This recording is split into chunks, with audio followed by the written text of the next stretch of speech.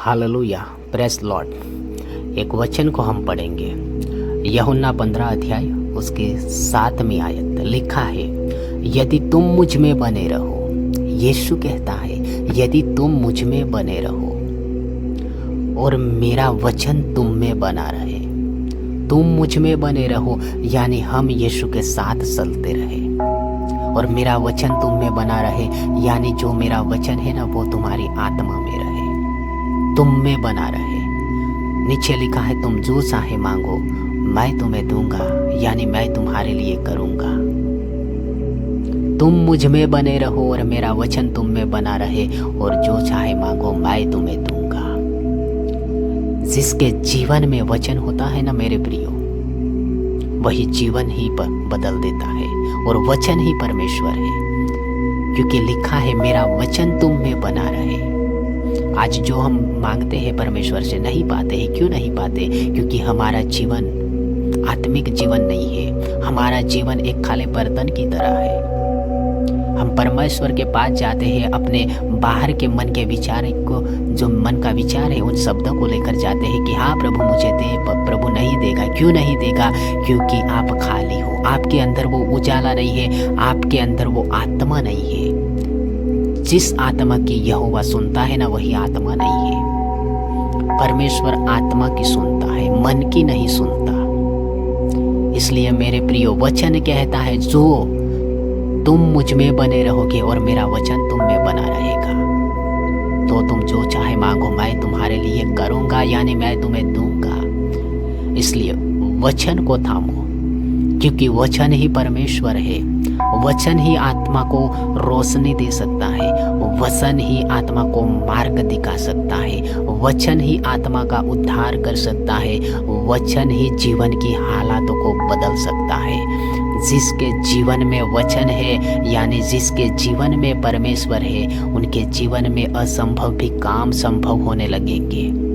इसलिए वचन ही आपको एक सच्ची दिशा, एक राह आपको दिखा सकता है।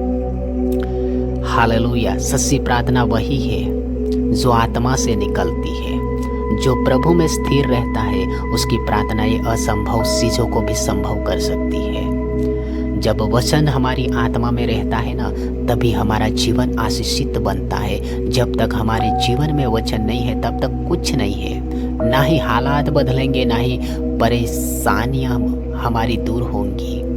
ये सिर्फ वचन के द्वारा होगा, क्योंकि यीशु कहता है, मेरा वचन तुम में बना रहे, तब तुम मांगो मैं तुम्हें दूंगा। इसलिए जो यीशु में बना रहता है, जो यीशु में बना रहता है ना, उसकी सारी इच्छाएं, उसकी सारी मांगे स्वर्ग पूरी करता है। यीशु में जुड़े रहो, फिर प्रार्थना करो मेरे प्रिय। आपकी प्रार्थनाएं भी सामर्थ्य और बलवंत बन जाएगी।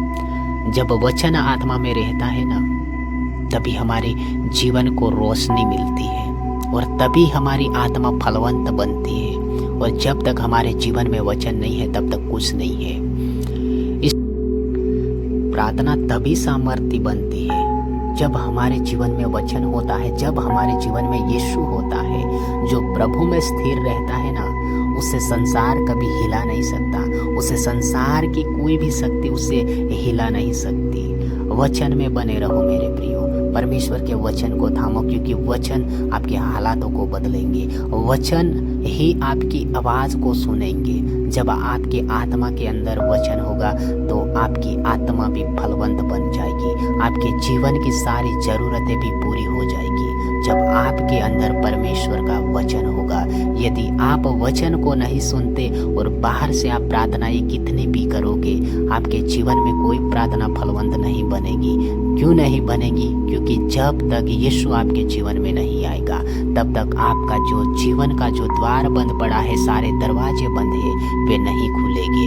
वे तब खुलेंगे जब आप वचन को अपनी आत्मा में बसाओगे, जब वचन को आप लेकर चलोगे। और आप जब वचन को लेकर चलोगे और प्रार्थना करोगे, तो आपकी प्रार्थना ये भी स्वर्ग सुनेगा और आपको उत्तर देगा, और आपको आशीषित करेगा, और आपके जीवन के हालात को बदलेगा। इसलिए आज का वचन आपके लिए है मेरे प्रियो। लिखा है यूहन्ना 15:7, तुम मुझ में बने रहो, मेरा वचन तुम में बना रहे, उसके बाद तुम जो चाहे मांगो, मैं तुम्हें दूंगा। इस वचन से प्रभु आपको ब्लेस करे।